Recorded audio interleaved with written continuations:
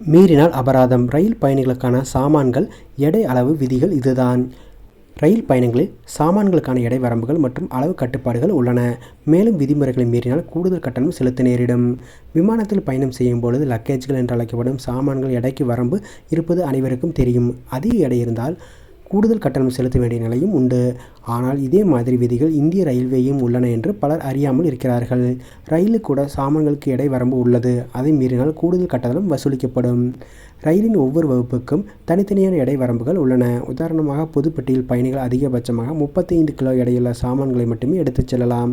Sleeper வகுப்பில் 40 kilo, AC 3ஆம் வகுப்பு பயணிகளுக்கு 40 கிலோ, ஏசி 2ஆம் வகுப்பு 50 கிலோ வரை அனுமதி உள்ளது. மேலும் ஏசி முதல் வகுப்பு பயணிகளுக்கு அதிகபட்சமாக 70 கிலோ எடையை எடுத்துச் செல்ல அனுமதி வழங்கப்பட்டுள்ளது.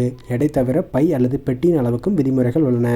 பொதுப்பெட்டியில் 100 சென்டிமீட்டர் நீளம், 60 சென்டிமீட்டர் அகலம் மற்றும் 25 சென்டிமீட்டர் உயரம் உள்ள பைகளை மட்டுமே எடுத்துச் செல்லலாம். மேலும் ஏசி 3ஆம் வகுப்பு மற்றும் நாற்காலி வண்டிகளில் 55 சென்டிமீட்டர் நீளம், 45 சென்டிமீட்டர் அகலம் மற்றும் 22.5 சென்டிமீட்டர் உயரம் வரை உள்ள சாமான்கள் மட்டுமே அனுமதிக்கப்படும். இதை மீறும் பெரிய பைகளை பிரேக் வேனியில் அனுப்ப வேண்டும். அதற்கான குறைந்தபட்ச கட்டணம் ரூ.30 என நிர்ணயிக்கப்பட்டுள்ளது. குழந்தைகளுக்கான விதிகளும் தனியாகவே உள்ளது.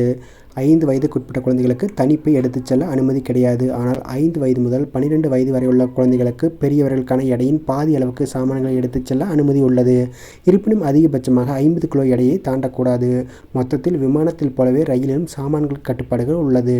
விதிமுறைகள் மதிக்காமல் அதிக எடையோ அல்லது பெரிய அளவிலான பைகளை எடுத்துச் சென்றால் கூடுதல் கட்டணம் கட்ட வேண்டிய சூழல் தவிர்க்க முடியாது. எனவே பயணிகள் முன்கூட்டி இந்த விதிகளை அறிந்து சாமான்களை சீராக தயாரித்தால் பயணம் எளிதாக சிரமமின்றி இருக்கும்.